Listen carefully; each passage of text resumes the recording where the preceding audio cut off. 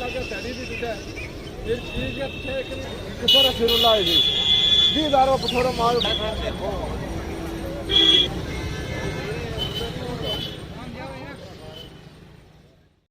के इस मुबारक और पाक दिन पे मैं पूरे हिंदुस्तान के मुसलमानों को अमूमी तौर पर और जम्मू कश्मीर के मुसलमानों को खुसूसी तौर पर ईद उल अज़हा की मुबारकबाद देता हूँ। और ये दिन खुशी का दिन है, कुर्बानी का दिन। आज कुर्बानी हमारे मुसलमान भाई देते हैं।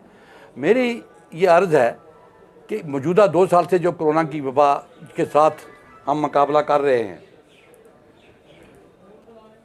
मुकाबला तो नहीं है, ये अल्लाह ताला की तरफ से एक हमारे पर एक इम्तहान है।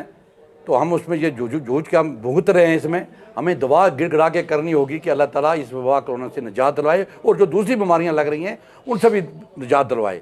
मैं ये जो अभी आपने ये कहा कि ये जो SOP का पालन, जो लॉकडाउन की पाबंदी या 2 गज की दूरी, मास्क पहनना या सोशल डिस्टेंस रखना, ये गवर्नर साहब की तरफ से आर्डर निकला हुआ है। दोबारा हर जुम्मे को निकलता है और दोबारा निकला है।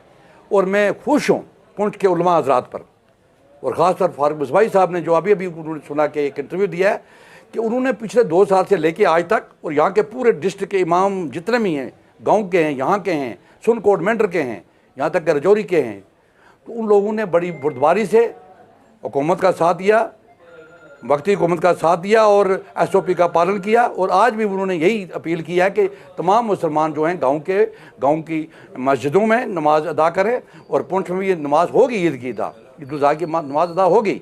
लेकिन ये मैं यही कहूँगा कि बड़ी सादगी के साथ, आजिज़ी के साथ, इंकिसारी के साथ ये नमाज अदा करें और दुआ करें अल्लाह ताला से गिड़गिड़ा के कि अल्लाह ताला इस दिन की वसादत से ये जो कोरोना वबा या दूसरी बीमारियाँ ये ख़त्म करा, ताकि यहाँ पे अमन, शांति, भाईचारा, इत्फाक हो सके। और मैं पुंछ की एडमिनिस्ट्रेशन को भी मुबारकबाद देता हूँ कि जिस तरीके से वो डील कर रही है, जिस तरीके से उन्होंने मीटिंग किया रेट्स के हवाले से या दूसरे जो भी कुर्बानी के हवाले से, वो पूरा साथ दिया है, उन्होंने पूरा तामन दिया है, अवाम ने भी साथ दिया है।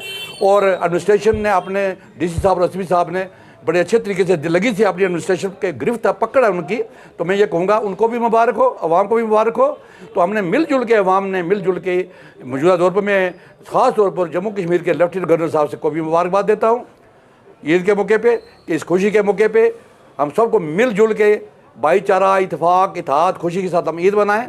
और आप मीडिया हज़रात का भी शुक्रिया, और इस उम्मीद के साथ कि अल्लाह ताला हमें अमन, शांति, भाईचारा, खुशी रखे, बीमारियां ख़त्म हों, दोबारा खुशहाली का दौर बने, वबा कोरोना ख़त्म हो।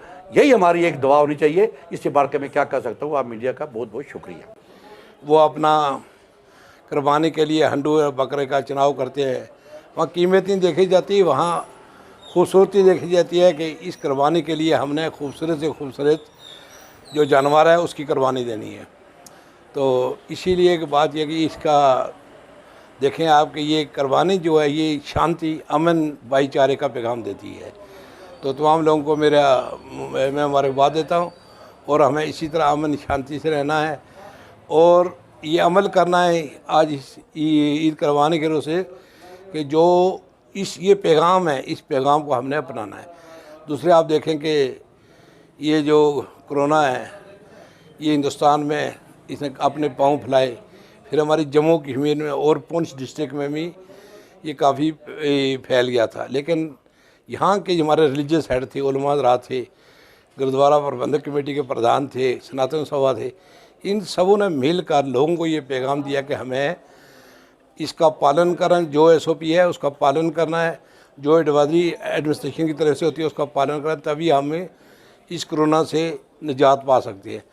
तो आज अब देखें कि लोग मास्क लगा रहे हैं, 2 गज की दूरी भी रख रहे हैं, जैसे कि एडवाइजरी आई एडमिनिस्ट्रेशन की ओर से।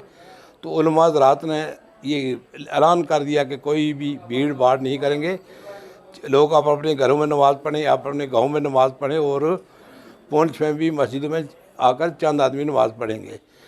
तो हमें इस वबा से भी बचना है और SOP का भी ख्याल रखना है। तो मेरी तमाम भाइयों से अपील है कि आप कोरोना के लिए ये मास्क का ज़रूरी इस्तेमाल करें, 2 गज दूरी रखें, अपने घरों में अपने बच्चों को सबको ये मास्क दिलाएं।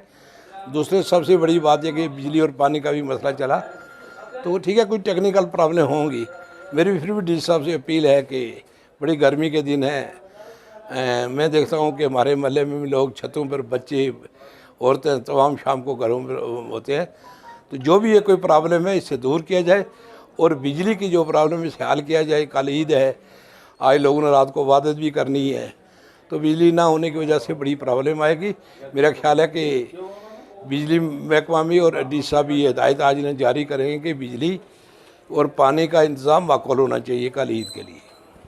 और आज इस मौके पे मैं सबसे पहले अवाम पुंछ को दिल की अमी गहराइयों से ईद उल अज़हा की मुबारकबाद पेश करता हूँ।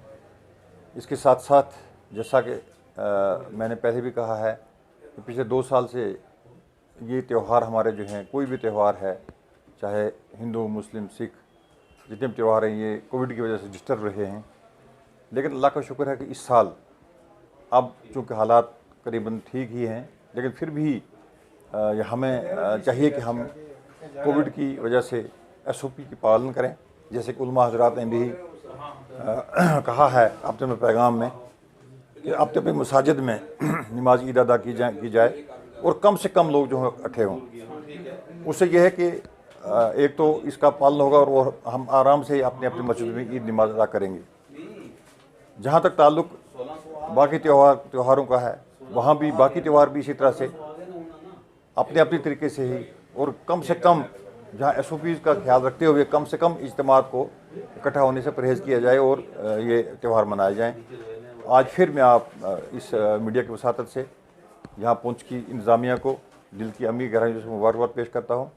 ज़िला इंतज़ामिया नहायत ही फ़ाल तरीके से अपने काम अंजाम दे रही है, लेकिन थोड़ा सा प्रॉब्लम जो है बिजली के सिलसिले में है और पानी के। जब बिजली होती है तो पानी आता है, बिजली नहीं है तो पानी भी डिस्टर्ब रहता है।